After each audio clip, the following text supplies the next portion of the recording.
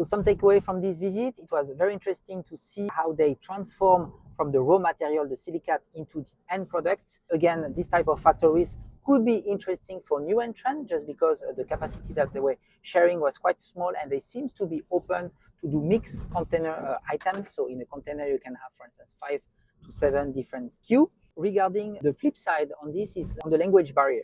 I think attending and going to such factories may be difficult for a foreigner. So if you are very used to do business in China, and if you try to find hidden gems like this, and then really go to rural areas to connect and try to engage relationship with this type of Vietnamese owned factories, it may be very hard because they don't have anyone in-house who can support you with a proficient English level. So even on the sales department, no one can basically do that. So they will be using a lot importers and then agents overseas that will be representing them. So if you really try to pay a visit, to do due diligence, and just to engage a little bit with those key representative people, it may make the entire things harder.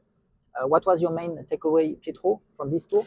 I think also it's important to understand that when we have this kind of factory, which is in the remote area, where the cost of work is much lower than in the big cities in Vietnam, it has side effects also related to quality control and overall project in that respect. So traveling to this kind of factories takes long time, and to make inline inspections, for example, is taking time. So there is an additional cost then for that, which is most probably saved always in the price of the product anyhow.